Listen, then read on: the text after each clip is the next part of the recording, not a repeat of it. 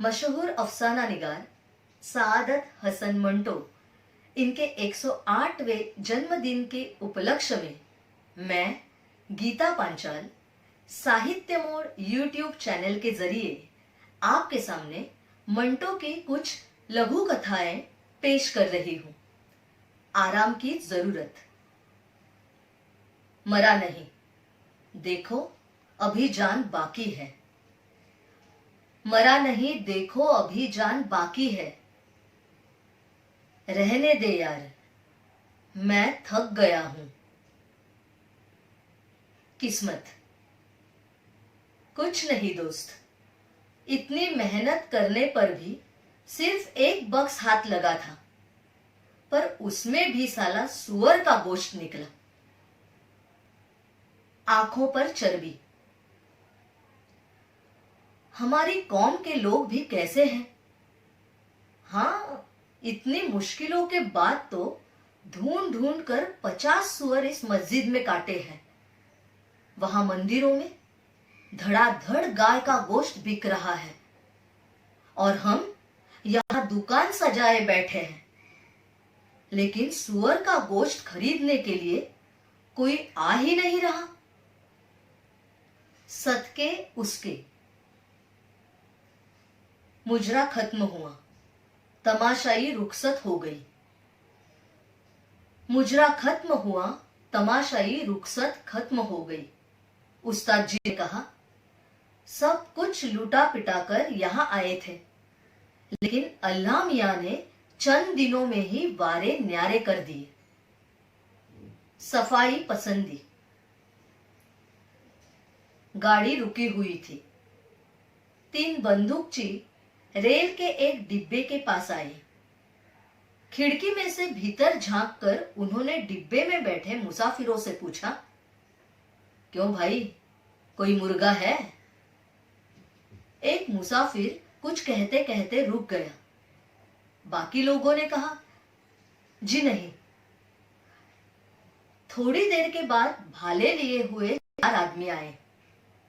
खिड़की में से भीतर झांक कर उन्होंने डिब्बे में बैठे मुसाफिरों से पूछा, क्यों जनाब, कोई मुर्गा है?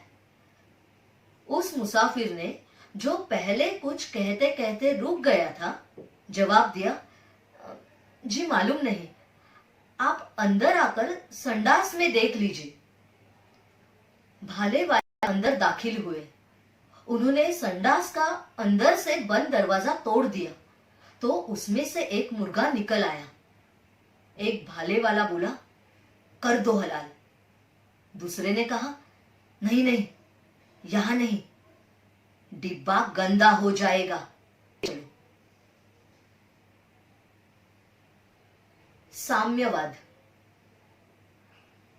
वो अपने घर का तमाम जरूरी सामान एक ट्रक में लदवा कर दूसरे शहर जा रहा था। रास्ते में कुछ लोगों ने उसे देखा और ट्रक रुकवा लिया। एक ने ट्रक में लदे माल असबाब पर लालची नजर डालते हुए कहा, देखो यार, किस मजे से इतना माल अकेले उड़ाए चला जा रहा है। सामान के मालिक ने मुस्कुराकर कहा, भाई साहब, ये मेरा अपना सामान है। उसकी ये बात सुनकर कुछ लोग हंसने लगे। एक बोला, हम सब जानते हैं। तभी दूसरा चिल्लाया, लूट लो, बड़ा अमीर आदमी है ये, इसके चेहरे पर लिखा है ट्रक लेकर चोरियां करता है। उलाहना। देखो यार, तुमने ब्लैक मार्केट के दाम भी लिए और ऐसा रद्दी पेट्रोल दिया कि एक दुकान भी न जली। सॉरी। छुरी पेट चाक करती हुई नाव के नीचे तक चली गई। इजार बंद कट गया। छुरी मारने वाले के मुंह से खेद में भरकर बस इतना ही निकला, मिस्टेक हो गया। रियायत।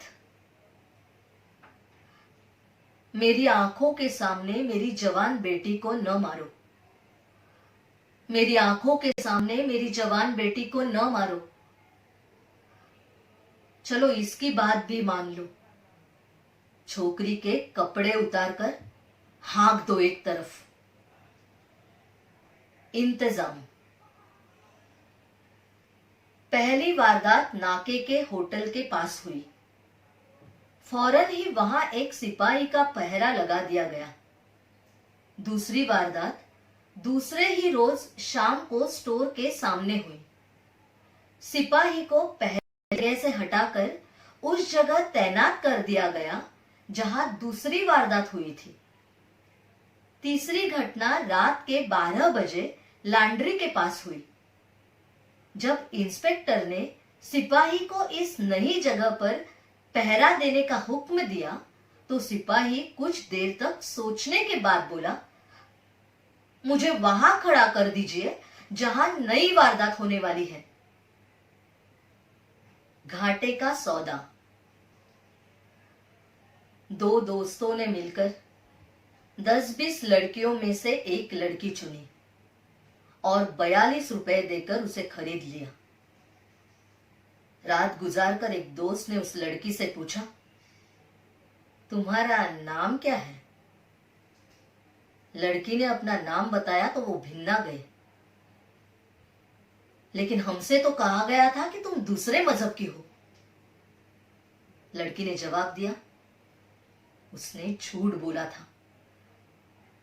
ये सुनकर वो दौड़ा दौड़ा अपने दोस्त के पास गया और कहने लगा, उस हरामजादे ने हमारे साथ धोखा किया है, हमारे ही मजहब की लड़की थमा दी, चलो वापस कराएं। साहित्य मोड़ यूट्यूब चैनल को लाइक, शेयर और सब्सक्राइब करना ना भूलें।